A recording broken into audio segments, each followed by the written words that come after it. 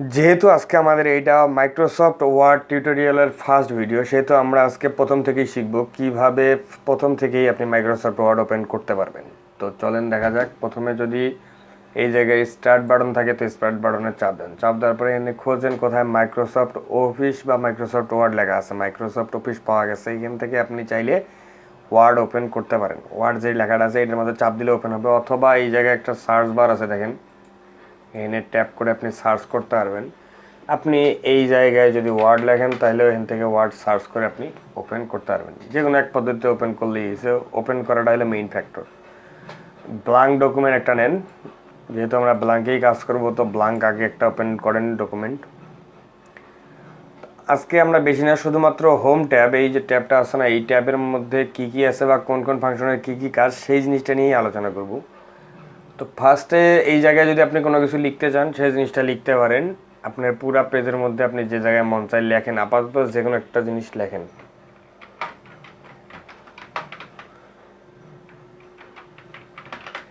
আচ্ছা, এতটুকুই থাক। এখন এইটুকু তো লিখলাম, ওদের ডিফল্টের যে ফন্ট দেওয়া ছিল সেই ফন্টে বা ওদের যেভাবে যে কাহিনী করা ছিল সেইভাবে। তো আমরা যদি চাই, প্রথমে এখানে দেখেন প্রথম যে অপশনটা, হোম ট্যাবের প্রথম অপশন হলো পেস্ট। যদি আপনি এই জিনিসটাকে কপি করেন, প্রথমে মাউস দিয়ে ধরে পুরোটা সিলেক্ট করেন, করার পরে রাইট ক্লিক চাপ দেওয়ার পরে দেখেন কপি লেখা আছে। যদি কপি করেন, কপি করার পরে আপনি এই পেস্টে চাপ দিলে আপনি যতবার চাপ দেবেন অটোমেটিক পেস্ট হইতেই থাকবে। কিন্তু মূলত এখন পেস্ট করা তো গেল, যদি আপনি এইটাকে আরও আদার্স নিয়মে কোনো পেস্ট করার আপনার দরকার পড়ে, সেই অপশনগুলো নিচে দেওয়া থাকে। এই যে, তো যেহেতু শুধুমাত্র আমরা সিঙ্গেল একটা দুইটা ওয়ার্ড শুধুমাত্র কপি করছি, সেই দুইটারই পেস্ট করতেছি, সেহেতু ওই অপশনগুলো আপনার তেমন একটা কাজে লাগতেছে না। এই পর্যন্তই আপাতত পেস্টের কাজ গেল, বা ফার্স্ট যে অপশনটা ছিল। এরপরে হলো, যদি আপনি এইটুক লেখা বা যে কোনো একটা লেখা যদি কাট করতে চান, তোর পাশেই দেখেন একটা অপশন আছে কাট বাটন। কাট বাটনে চাপ দিলে কাট হয়ে যাবে। কাট হয়ে যাওয়ার পরে ওইটারে আবার পেস্ট করতে পারবেন, সমস্যা নেই। যদি কপি করার দরকার পড়ে, আবার ওটারে পুরোটারে সিলেক্ট করে ধরে এখান থেকে কপি করতে পারেন। কন্ট্রোল সি চাপ দিলেও কপি হবে, লেখা আছে দেখেন কন্ট্রোল সি কপি। এর পরের যে অপশনটা সেইটা হইল আপনার ফন্ট। ফন্ট নির্বাচন বা ফন্ট, আপনি এইটারে কোন ফন্টে রাখবেন। যদি আপনি এখান থেকে বাংলা সিলেক্ট করেন বাংলা, যদি আপনি এখান থেকে ইংলিশ সিলেক্ট করেন ইংলিশ, যদি আপনি এখান থেকে অন্য কোনো ফন্ট সিলেক্ট করতে চান করতে পারেন, কোনো সমস্যা নেই। তো আমরা সাধারণত যেটা অফিসিয়াল বা আদার্স, মেইনলি সব জায়গায় দেখবেন টাইমস নিউ রোমানেরই কাজ বেশি হয়, তো এটা টাইমস নিউ রোমানই থাক, এটা দেখতে ভালো দেখা যায়, বা আমরা বাংলাদেশে যেভাবে লিখি এইভাবেই থাকে। এইটা গেল ফন্টের কাজ। এই ঘরের মধ্যে এই ছোট্ট তীরটার মধ্যে চাপ দিলে আপনি বিভিন্ন ফন্ট পাওয়া যাবেন, ওখান থেকে ফন্ট আপনি সিলেক্ট করে দিলেন। এখন আসেন, ফন্ট তো দিলেন, ফন্ট আবার এটা সিলেক্ট করেন পুরোটা। আপনি এই কাজটা কন্ট্রোল এ চাপ দিয়েও অল সিলেক্ট করতে পারবেন। কন্ট্রোল সিটিআরএল প্লাস এ চাপ দিলে পুরোটাই সিলেক্ট হবে। পুরোটা সিলেক্ট করার পরে আপনি চাইলে এই যে এখানে দেখেন ফন্টের সাইজ দেওয়া আছে 11 বা 11, আপনি এই ফন্টের সাইজটা বাড়ায় দেন, 26 করেন বা 48 করেন। এই জায়গাটা শর্টকাট দেখাই, যদি আপনার ফন্টের সাইজটা ওই জায়গার মধ্যে দেখেন একটা লিমিট পর্যন্ত দেয়া আছে 72 পর্যন্ত। তো আপনি যদি 72 পর্যন্ত হওয়ার পরে আপনার যদি মনে হয় যে 72-এর থেকে আপনার ফন্টটা আরও বড় সাইজ লাগবে, তাহলে আপনি কি করবেন? তাহলে আপনি যেটা করবেন, control second bracket and third bracket দেখেন কিবোর্ডে একই রকম, মানে কিবোর্ডে দেওয়া আছে, সেই সেকেন্ড ব্র্যাকেট বা থার্ড ব্র্যাকেটের মধ্যে ক্লিক করেন বা কিবোর্ড প্রেস করেন। দেখা যাচ্ছে আপনি সিটিআরএল প্লাস ফার্স্ট ব্র্যাকেট বা এটার সেকেন্ড ব্র্যাকেট বলে, এইটা যদি চাপ দেন তাহলে হবে সাইজ বড় হবে, অর্থাৎ ইয়ার সাইজ লার্জ বলে না। আচ্ছা, এখন আসেন, যদি সাইজ ছোট করতে চান তাহলে সেম স্টাইল সিটিআরএল প্লাস ওইটারই লাস্ট ব্র্যাকেট বা থার্ড ব্র্যাকেটের যে লাস্ট ভাষণটা আছে সেটা চাপ দেন। বেশি কিছু না, তো এটা হইল স্মল সাইজ। তো কেমনে কাজ করে সেটা দেখাচ্ছি। প্রথমে আমরা এইটারই চাপ দিই। এইটারে চাপ দেওয়ার জন্য কন্ট্রোল চেপে ধরেন, তারপরে ওইটারে চাপ দেন, দেখেন ওইটাই ছোট হবে, ছোট হচ্ছে। কন্ট্রোল এ চাপ দিয়ে ওইটারে বড় করেন, দেখেন সাইজ বড় ছোট হচ্ছে, তাই না? তো একটা জিনিস দেখি ভালো করে বোঝার সুবিধার্থে, কন্ট্রোল স্মল সাইজ ওই দুইটারই একটু কম বেশ করেন, দেখবেন একবার এটা চাপ দেন একবার ওটা চাপ দেন, দেখবেন ছোট বড় হয়ে গেছে। তো এই ছিল ফন্টের সাইজ বাড়ানোর কিবোর্ডের শর্টকাট। এখন এই জায়গায় নিচে একটা অপশন দেওয়া আছে, বি লেখা আছে। বিতে কি হয়, প্লিজ সাবস্ক্রাইব লেখাটারই সিলেক্ট করেন। বি যদি চাপ দেন বোল্ড হবে, আই যদি চাপ দেন ইটালিক হবে, ইউ যদি চাপ দেন আন্ডারলাইন হবে। এটা চাপ দিলে যেটা হবে ওটা আপাতত আপনার কোনো কাজে লাগবে না, অর্থাৎ লেখার মাঝ দিয়ে কাটা, এটার দরকার আপাতত তেমন একটা পড়ে না। বা অনেকে আছে লেখার পরে মনে করে যে লেখাগুলো কাটা কাটা থাকলে কি কাজে লাগবে আল্লাহ জানে আপনার। তো এখন আসেন, এই যে x/2 বা x এর নিচে 2 দেওয়া আছে, যে এইটার কাজ কি? এইটার কাজ মূলত, এখন আপনি এটার কাজ তেমনটা বুঝবেন না বা এটার কাজ তেমনটা হয়ও না। এর নিচে 2 থাকলে, সরি, এই 2টারই শুধু ছোট করে আপনি নিচে দিতে পারবেন। আমরা লগের ক্ষেত্রে যেটা করি আর কি, লগের নিচে ছোট্ট করে দেওয়া হয় না ওইটা।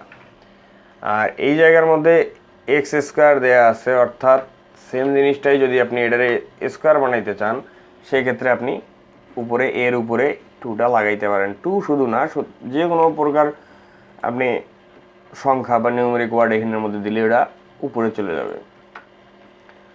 এখন আসেন, আরও একটা জিনিস আছে এই জায়গায়, এগুলো একটু বেশি আইছে। এটা যদি ব্যাক বা আন্ডু করতে চান, বা আপনি যেটা করলেন সেটা আপনার পছন্দ হইল না, সেটা যদি করতে মানে আবার পুনরায় পূর্বের অবস্থায় নিয়ে আসতে চান, তাহলে CTRL চাপ দেন প্লাস জেড চাপ দেন, কন্ট্রোল জেড, যত চাপ দেবেন অত যাবে। আর রিডু করার জন্য এই জায়গায় শর্টকাট দেন, রিডু এর শর্টকাট কন্ট্রোল ওয়াই দেয়া আছে। রিডু আপনি উপর থেকেও করতে পারেন, অথবা কন্ট্রোল ওয়াই চাপ দিলে ওটা রিডু হবে। তো এই জায়গাতেও আরও একটা অপশন আছে যেটা আমাদেরকে দেখাচ্ছে যে ফন্টের সাইজ বাড়ানোর জন্য, ইনক্রিজ ফন্ট সাইজ। আপনি চাইলে বাড়াইতে পারেন, এটা কমাইতে পারেন, যেটা আমি আপনাদেরকে একটু আগে দেখাইছিলাম এই দুইটার মাধ্যমে, অর্থাৎ শর্টকাট ইউজ করে। সেই জিনিসটা আপনি এখান থেকে করতে পারবেন। যদি লেখার বিভিন্ন ধরনের শেপ দিতে চান বা কালার দিতে চান, সেক্ষেত্রে কি করবেন, এই জায়গায় দেখেন এ লেখা আছে, বিভিন্ন ধরনের কালারের স্টাইল দেওয়া আছে, বিভিন্ন কালার দেয়া আছে। তো আপনি যে কোনো একটা কালার চুজ করে নিয়ে সেটারে কাজ করতে পারেন। এরপর ধরেন এই লেখাটার ব্যাকগ্রাউন্ডে একটা কালার দেওয়া দরকার, তাহলে কি করবেন, এই জায়গায় দেখেন AB লেখার পরে নিচে হলুদ চিহ্ন মার্ক দেওয়া আছে। তো আপনি যদি চান ব্যাকগ্রাউন্ডের কালার বিভিন্নটা দিতে পারেন, হলুদ থাক। এরপর কন্ট্রোল AZ, এই দুইটার জিনিসটা, একটা জিনিস দেখেন, এইটা জিনিসটা অনেক কাজে লাগবে, এই জিনিসটা মাথায় রাখবেন। চেঞ্জ কেস, ধরেন এই জায়গায় দেখেন সেন্টেন্স কেস, আপনি যদি সেন্টেন্স কেসে ইউজ করেন, এখন তো আপনার তেমন একটা কাজে লাগতেছে না, কিন্তু আপনি যখন একটা প্যারাগ্রাফ লিখতে যাবেন তখন এই সেন্টেন্স কেসটাই আপনার অনেক বেশি কাজে দেবে। একটা প্যারাগ্রাফ লিখলেন, ওই বাটনটা চাপ দিলে অটোমেটিকলি ওই ফুল স্টপের পরে আপনার বড় লেটার, ওটারে কি বলে, ক্যাপিটাল লেটার দেবে। তারপরে যদি কোনো প্রশ্নবোধক চিহ্ন আপনি না দেন, সেটা ভুল ধরে দেখাবে যে হ্যাঁ এখানে আপনি ক্যাপিটাল প্রশ্নবোধক চিহ্ন দেন নাই। এই জায়গায় আরও অপশন আছে লয়ার কেস হইলেও সবগুলো লেখাই ছোট করা, আবার আপার কেস দেওয়া আছে, আপার কেস সবগুলো লেখাই বড় হবে। তারপরে ক্যাপিটাল ইচ ওয়ার্ড, মানে প্রথম অক্ষরটাই শুধুমাত্র ক্যাপিটাল হবে, তারপরে ফুল স্টপের পরেরটা ক্যাপিটাল হবে, প্রতিটা ওয়ার্ডেরই প্রথম অক্ষরটা করে ক্যাপিটাল হবে, বড় হাতের হবে আর কি। টুগল কেস মানে প্রথম অক্ষরটা ছোট হবে, এটা তেমন একটা কাজে লাগে না। তবে capital each word, upper case আর হলো সেন্টেন্স কেস, এই তিনটা ম্যাক্সিমাম টাইম খুব বেশি কাজে লাগে আর কি। এরপর যদি আপনি ফন্টের কালার চেঞ্জ করতে চান, এই জায়গায় আরেকটা অপশন আছে, দেখেন এর নিচে একটা ডট দেওয়া আছে কালার, এটা হলো এবির নিচে কালার, এটা হলো এর নিচে কালার, এটাতে হলো ফন্টের কালার চেঞ্জ। এইটা তেমন একটা দরকার পড়বে না হয়তো, এটা জাস্ট আপনি লেখাটারে পূর্বের অবস্থায় নিয়ে যাওয়া, যেটার আপাতত আপনার দরকার নেই। আপনি এত কষ্ট করে সাজালেন, এই বাটনটা চাপ দেওয়ার সাথে সাথে যা করছেন সব পুনরায় পূর্বের অবস্থায় গেছে, তো এটা দরকার নেই তেমন একটা। এরপরে বুলেট মার্ক, আমরা অনেক সময় দেখি লেখাগুলো স্টাইল করে অনেকে আছে, যে এই জায়গায় দেখেন একবার চাপ দেন, এই যে তীর মাথাটায় চাপ দেবেন, তাহলে হবে কি এই জায়গায় বিভিন্ন স্টাইল দেয়া আছে বুলেটের, এইটা একটা, এইটা একটা, এইটা একটা। আপনি যদি এগুলা পছন্দ না হয় আপনার, তাহলে আপনি অনলাইন থেকেও এগুলা আনতে পারবেন বা এনে এই জায়গায় দিতে পারবেন। ডিফাইন নিউ বুলেট থেকে আপনি অনলাইন থেকে নামাই নিতে পারেন। এখন আসেন, যদি এগুলো এই কন্ট্রোল জেড কন্ট্রোল এ এই দুইটা জিনিসটা আপনার নাম্বারিং করা লাগে কোনো কারণে, তাহলে এই পাশে দেখেন নাম্বারিং 1 2 3 লেখা আছে, এই জায়গায় চাপ দেন, 1 2 3 চাপ দেন, দেখবেন নাম্বারিং হয়ে যাবে। তারপরে যদি নাম্বারিংয়ের মধ্যে আবার নাম্বারিং করা লাগে তখন কি করবেন, তারপরেরটা, এইটা তেমন একটা বেশি এটা কাজে লাগে না, তাও আপনি যদি দরকার মনে হয় যে করবেন তাহলে করে ফেলাইন, সমস্যা নেই। আমার বেশি দরকার পড়ে এইটা আর এইটা, তো ওটা আপনার না শিখলেও হবে, দরকার পড়ে না তেমন একটা। এখন আসেন, যদি কোনো লেখা বাম সাইডে বেশি চাপানো থাকে, ধরেন এই লেখাটাই বাম সাইডে বেশি চাপানো, তাহলে এইটা চাপ দেন। যদি মাঝখানে নিয়ে আসতে চান তাহলে সেন্টার চাপ দেন। যদি ডাইন সাইডে বেশি চাপাইতে চান তাহলে রাইট চাপ দেন। ওকে। আর যদি মনে করেন একটা বড় একটা আপনি প্যারাগ্রাফ লিখলেন, মনে করেন আপনি বড় একটা প্যারাগ্রাফ লিখলেন, কিন্তু প্যারাগ্রাফটা এই দিকে বাম দিকে সবগুলো সমান থাকলেও ডান দিকে কিন্তু সবগুলো সমান নাই। যদি এই জিনিসটা সমান করতে চান, মানে চারদিক দিয়েই সমান থাকবে, তাহলে আপনি এই জিনিসটাকে চাপ দেন, জাস্টিফাই বা কন্ট্রোল জে। আপনার এই শর্টকাট দরকার নেই, এটা ঠুক করে একবার চাপ দিলেই দেখবেন চতুর্থ সাইড দিয়ে সমান হবে। যদি বড় পাতলা পাতলা হইতে পারে, ফন্টের সাইজের কমা বাড়া করলে কমাই দেন একটু, সবগুলো ঠিক হয়ে যাবে, সমস্যা নেই। এরপর যদি এই জায়গায়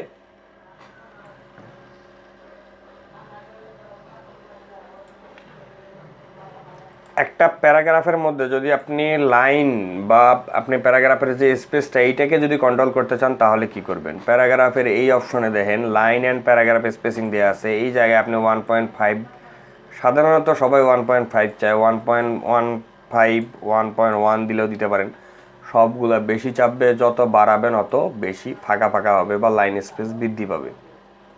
এখন আসেন, যদি আপনার লেখাগুলো একটু দেখা যাচ্ছে যে বেশি বাম দিকে চাপছে, তো আপনি এটারে একটু ডান দিকে চাপাইতে চাইতেছেন, যত এটারে চাপ দেবেন ডান দিকে চাপবে, যত এই পাশেরটারে চাপ দেবেন বাম দিকে চাপবে, মার্জিন পর্যন্ত আর কি। আমরা একটু আগে যে দেখাইছিলাম না যে এইটা চাপ দিলে লেখার ব্যাকগ্রাউন্ড কালার হয়, এইটারই একটা আপগ্রেড ভার্সন হইলো এই বালতি শেডিং যেটারে বলে। তো এই জায়গায় দেখেন বিল্ড আপ এর চ্যালেঞ্জিং, এইটুক জায়গায় যদি আপনি সিলেক্ট করে ধরে এইখানে যদি আপনি ব্যাকগ্রাউন্ড কালার চেঞ্জ করতে চান, তাহলে আপনি অনায়াসে ওইটুক জায়গারই ব্যাকগ্রাউন্ড চেঞ্জ করতে পারবেন। যদি আপনার মনে হয় পুরা সিস্টেমটারই বা পুরা প্যারাগ্রাফটারই ব্যাকগ্রাউন্ড পরিবর্তন করবেন, তাহলে এই জায়গার থেকে আপনি চাপ দিয়ে ব্যাকগ্রাউন্ড পরিবর্তন করতে পারবেন পুরা প্যারাগ্রাফটারই। এখন এটা তেমন একটা কোনো কাজ নেই, এটা শুধুমাত্র আপনার ওই কোন ওয়ার্ডটা কার পরে আসবে এটা দেখায়, ওটার দরকার নেই, ওটা নিতে গেলে মাথা ভারী হবে। এখন আসেন, এই যে একটা বিল্ড আপে challenging career and rewarding career in an, এতটুক জায়গা যদি আপনি চাইলে আপনি একটা বর্ডারের মধ্যে ঢুকাইতে পারেন বা এইটারে ঘরের মধ্যে ঢুকাইতে পারেন, ঘর বলা চলে। অল বর্ডার যদি চাপ দেন পুরোটাই দেখবেন একটা ঘরের মধ্যে ঢুকে গেছে। এখন যদি শুধুমাত্র আপনি টপ বর্ডার দিতে চান, খালি টপ বর্ডার দিতে পারেন, কিন্তু টপ বর্ডার বা বটম বর্ডার এগুলো কাজে তখন আসে যখন আপনি এটার একটা টেবিলের মধ্যে রাখবেন। তো টেবিলের কাজ এখন না, আমরা পরে দেখব। এখন আপাতত শুধু এতটুকু দেখি যে আমরা এই বর্ডারগুলান কীভাবে দেবো, রাইট বর্ডার, লেফট বর্ডার। যদি আপনার মনে হয় আপনি বর্ডারগুলো পরিবর্তন করে দিতে পারেন। হার্ড ওয়ার্ক, বিল্ড আপ পর্যন্ত রাখি, বিল্ড আপ দেখতে একটু ভালো হচ্ছে, তাই না? তো এটার কাজই শুধুমাত্র লেখার চতুর্দিক দিয়ে বর্ডার দেওয়া। আপনাকে শুধুমাত্র লেখাটাকে সিলেক্ট করে নিতে হবে মাউস দিয়ে। এখন আসেন, এইটা যখন দেখবেন কোনো লেখা আপনার কথা শুনতেছে না, তার মানে বুঝবেন যে এই জায়গার মধ্যে গন্ডগোল। এই A B C D normal নাই, নো স্পেসিংয়ে গেছে, বা এ বি সি ডি বড় ছোটো হয়েছে, বা এটা সাধারণত এটা ডিফল্ট আকারে নর্মালি থাকে, তো আপনি নর্মালি রাখেন, নর্মাল যেভাবে হয়। তো যদি আপনি লেখা তো শুরু করছেন, ওই জায়গায় আপনার না হাত দেওয়াটাই বেস্ট হবে। এই জায়গায় বিভিন্ন স্টাইল দেওয়া আছে, ওই স্টাইলগুলো সাধারণত যেটা করে আপনার লেখা দেখবেন অনেক সময় লেখা ভাঙবে, এক জায়গার লেখা আরেক জায়গায় যাবে। ওই এবিসি এ বিবি সিসি ডিসি ওগুলোর মধ্যে হাত দেওয়ারই আপনার দরকার নেই, যে অবস্থায় আছে ওই অবস্থায় থাক, জাস্ট নর্মাল রাখেন। এখন আসেন ফাইন্ড। ফাইন্ড বলতে কি বোঝাচ্ছে? কন্ট্রোল এফ, দেখেন শর্টকাট দিচ্ছে কন্ট্রোল এফ। ফাইন্ড বলতে আপনি যদি কোনো একটা লেখার আপনার খোঁজার দরকার পড়ে, এইখানে তো জাস্ট 2-1টা প্যারাগ্রাফ, তাই না? কিন্তু যদি প্যারাগ্রাফটা বড় হইতো, অনেক বড় হইতো, তখন কি হইতো? তখন আপনি যে কোনো একটা ওয়ার্ড যদি আপনি খুঁজে বের করা লাগতো, যে আমি তো এই ওয়ার্ডটা মনে হয় ভুল লিখছি, বা এই ওয়ার্ডটা লিখছি যে এই ওয়ার্ডটার মধ্যে কাজ কী হয়, বা এমনও হইতে পারে কোনো রোল নাম্বার আপনাকে এনে খুঁজতে হইতে পারে, তখন আপনি কীভাবে খুঁজবেন? সিম্পলি কন্ট্রোল এফ চাপ দেন, অথবা এখান থেকে ফাইন্ড বাটনে চাপ দেন। যখন আসে তখন যে ওয়ার্ডটা আপনার দরকার, মনে করেন আমি এই জায়গার থেকে কেরিয়ার ওয়ার্ডটাই খুঁজে বের করি। কেরিয়ার কতগুলো আছে দেখেন, যতগুলা কেরিয়ার আছে প্রায় 38টা কেরিয়ার লেখা ওয়ার্ড আছে। তো আমার 38টা কেরিয়ার লেখা ওয়ার্ড সে আমার খুঁজে বের করে দিছে। এটা হইল মূলত ফাইন্ড বা কন্ট্রোল এফ দিয়ে আমরা যেটা সাধারণত খুঁজে বের করি।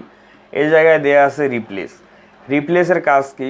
কন্ট্রোল এই চাপ দিলে আপনি রিপ্লেস করতে পারেন, অথবা এখান থেকেও রিপ্লেস করতে পারেন। আমরা কেরিয়ারটা রিপ্লেস করে দিব।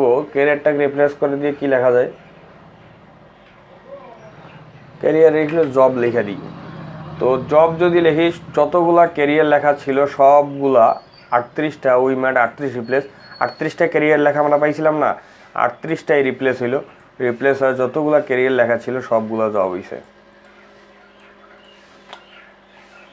তো এই জায়গায় আছে সিলেক্ট, এটা তেমন একটা কোনো কাজ নেই। সিলেক্ট অল যদি চান, select object, select similar word, selection pane, যতটুকু আমরা যেটা মাউস দিয়ে করি ওটার ওখানে কাজ দেওয়া আছে, বা এতটুকুর দরকার আমার, এতটুকু জায়গায় সিলেক্ট করা। আশা করি হোম ট্যাবের যতগুলো কাজ আছে আপনার আয়ত্তে আনা শেষ। আর যদি কোনো কনফিউশন থাকে অবশ্যই জানাবেন। দেখা হবে নেক্সট ভিডিওতে ইনসার্ট ট্যাব নিয়ে।